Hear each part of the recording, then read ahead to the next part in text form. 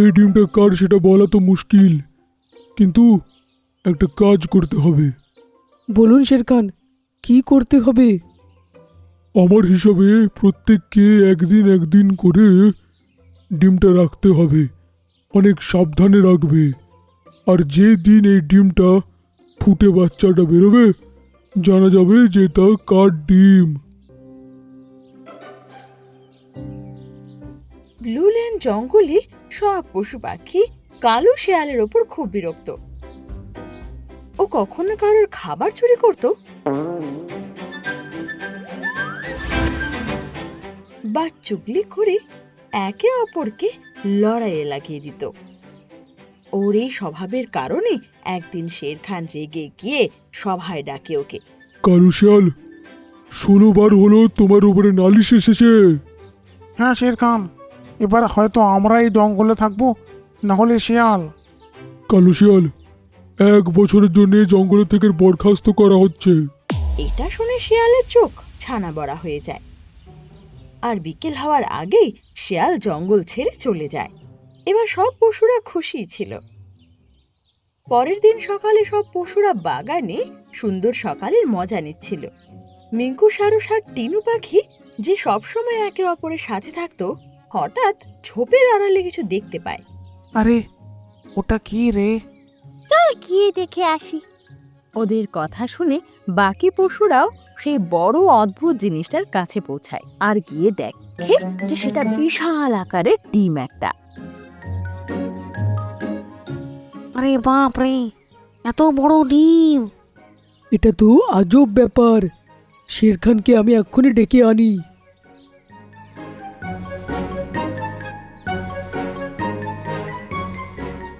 মন্টু বান্দর তখনই শের খানকে ডেকে নিয়ে আসে। এই ডিমটা কার সেটা বলা তো মুশকিল, কিন্তু একটা কাজ করতে হবে। বলুন শেরখান, কি করতে হবে? আমার হিসাবে প্রত্যেককে একদিন একদিন করে ডিমটা রাখতে হবে, অনেক সাবধানে রাখবে। আর যে দিন এই ডিমটা ফুটে বাচ্চাটা বেরোবে, জানা যাবে যে তা কার ডিম। ঠিক ঠিক আছে শেরখান। শের খান তখন মন্টু বান্দরের হাতে সেই ডিমটাকে ভাল্লুকের গুহায় রাখিয়ে দেয়। তারপর ভাল্লুক নিজের পেট পুজো করতে লাগে। ওহ, কি সুস্বাদু মাংস! মজা এসে গেল। ভাল্লুক তখন পেট ভরে খায় আর ঘুমিয়ে পড়ে। সকালে যখন ওর চোখ খোলে তো দেখে মাংস সেখানে নেই। ও অবাক হয়ে যায়। আরে আরে আরে, আমার এই মাংসের টুকরো কোথায় গেল? তখনই মন্টু বান্দর সেখানে চলে আসে। ভাল্লুক, আগের রাতটা ডিম তোমার কাছে ছিল, সব ঠিক আছে তো? হ্যাঁ, ডিম তো ঠিকই আছে, কিন্তু আমার খাবারটা গায়েব হয়ে গেছে। আরে তুমি খাবারটা নিজে খেয়ে নিয়ে থাকবে, খাবার আবার উধাও হয় নাকি? এটা বলে মন্টু বান্দর সেই ডিমটাকে তুলে শের খানের সামনে নিয়ে আসে। আজকের রাতে ডিমটা খরগোশের বাড়িতে থাকবে। যথা আজ্ঞা শেরখান। মন্টু বাঁদর তারপর সেই ডিমটাকে খরগোশের ওখানে রাখে। খরগোশ সেই রাতে নিজের জন্য অনেকগুলো গাজর নিয়ে এসেছিল। ও 3টে গাজর খেয়ে নেয় আর খেয়ে পেট ভরে শুয়ে পড়ে।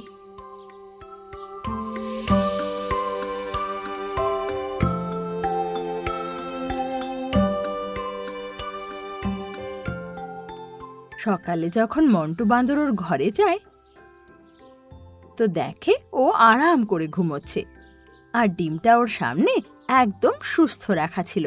খরগোশ ওঠো, এখনো ঘুমাচ্ছ? সকাল হয়ে গেছে গো। খরগোশ ওঠে তো মন্টু বাঁদরকে সামনে দেখে। ওহো মন্টু বাঁদর, সকাল সকাল এসে গেলে তুমি। হ্যাঁ, এমন ডিউটি দিয়েছে যে আমায় প্রত্যেক দিন সকালে উঠে শেরখানের কাছে ডিমটা দিতে হয়। মন্টু বাঁদর যেই ডিমটা তোলে অমনি খরগোশ হড়বড়িয়ে ওঠে। আরে আমার গাজরগুলো কোথায় গেল? তোমার গাজর নিশ্চিন্তে তুমি খুঁজতে থাকো, ঠিক আছে? আমি চলি। মন্টু বাঁদর আবার ডিমটাকে নিয়ে শের খানের কাছে যায়।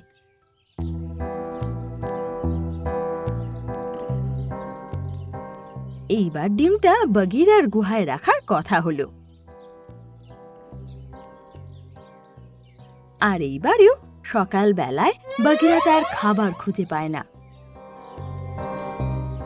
এই কথাটা মাথায় রেখে সব পশুরা শের খানকে খবরটা জানায়।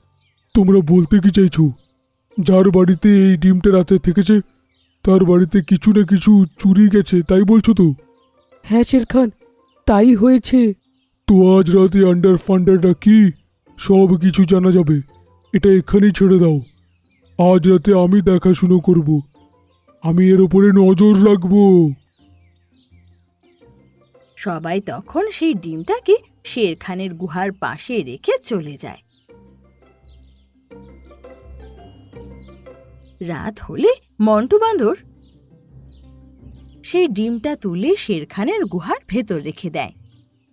সেখানে শের খানের সাথে সাথে ভাল্লুক, নেকড়ে আর হাতিও উপস্থিত ছিল। শের খান আরাম করে শুয়ে পড়ল আর তিনজন পাহারা দিতে লাগল। হঠাৎ মাঝরাতে তিনজনে দেখে যে ডিমটা নিজের থেকেই নড়ছে। আরে এই দেখো।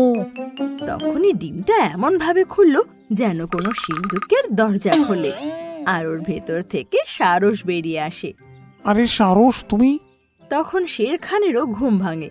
রিঙ্কু, সারস, এসব কি? শের খান, আমি কোনো পরিশ্রম না করে খেতে চাইছিলাম, তাই ডিমের ভেতরেই ছিলাম। আর তারপর প্রতিদিন রাতে আমি উঠে সবার খাবার খেয়ে আবার ঢুকে পড়তাম। আজকে আপনারা এই পাহারা দিলেন, তাই সব কিছু সত্যি বেরিয়েই গেল। শাস্তি তো তুমি পাবেই সারস। 10 দিনের জন্য তোমায় খাঁচায় বন্ধ করা হবে। এই শাস্তি শুনে সারস চুপ করে যায়। সকাল হতে না হতে সব পশুরা শের খানের সামনে চলে আসে। দেখে সেখানে এক খাঁচা রাখা, আর মন্টু বাঁদর তার পাশে দাঁড়িয়ে। সারসকে খাঁচায় বন্ধ করে দাও। এই কথায় সারস কোনো উত্তর দেয় না। এটা দেখে শের খানের বেশ আজব লাগে। সারসকে খাঁচায় বন্দি করার পর সব পশুরা নিজের ঘরে ফিরে যাচ্ছিলই, ঠিক তখনই 1 মিনিট। সবাই থেমে যায় আর শের খানের দিকে দেখতে লাগে। শের খান খাঁচার দিকে এগিয়ে আসে আর বলে, সারস, তুমি বললে বিনামূল্যে খাবার খাওয়ার ছিল, কিন্তু তুমি তো কোনোদিনও কোনো জিনিস একলা খাও না। সবসময় টিনু পাখি তোমার সাথেই থাকে। হ্যাঁ সারস, আর টিনিও তো তোমার সাথেই খাবার খায়। সারস, বলো টিনু কোথায়? তোমার সাথে ডিমে সে ছিল না কেন? এবার সারসের মাথায় চিন্তার ছাপ স্পষ্ট হতে লাগে। আরও কোনো উপায় না দেখে বলে, কাল রাতে যখন আপনার গুহার পাশ দিয়ে যাচ্ছিলাম, তখন এই ডিমের ভেতর দিয়ে একটা আওয়াজ এলো। মনে হয় সবাই চলেই গেছে। ডিমের ভেতর থেকে বেরোনোর ভালো সময় এটা।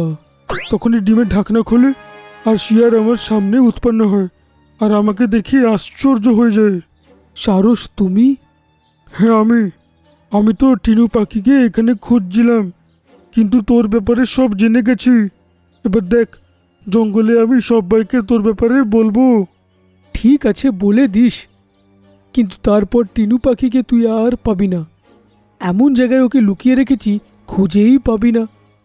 তাই আমি এখন যা যা বলবো তুই অক্ষরে অক্ষরে পালন করবি।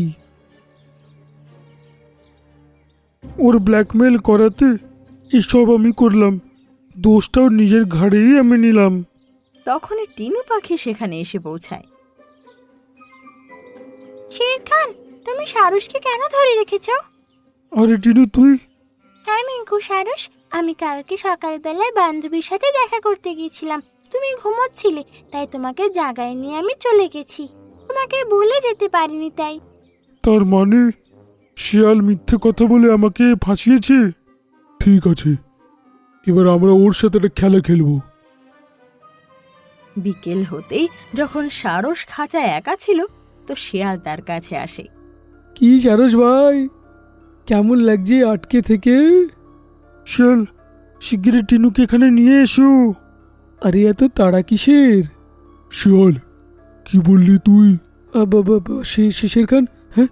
শের খানের আওয়াজ শুনে যেই ও ঘোরে, তো তো দেখে সব পশু পাখিরা রেগে মেগে ওর দিকে তাকিয়ে আছে। তুই তোর দোষের শাস্তি সারসকে দিতে চাইছিলিস, তাই তো? এবার দেখ তোর সাথে কি হয়। বাদর! মন্টু বাঁদর সারসকে খাঁচা থেকে বের করে আর শিয়ালকে তাতে ভরে দেয়। না শের খান, এ আপনি ঠিক করছেন না। তোর জন্য এটাই সঠিক জায়গা। কি শিয়াল, কেমন লাগছে খাঁচায় বন্ধ হয়ে? এই প্রশ্ন শুনে শিয়াল তার মাথা নিচু করে ফেলে আর এটা দেখে সব পশুরা খিলখিলিয়ে হেসে ওঠে।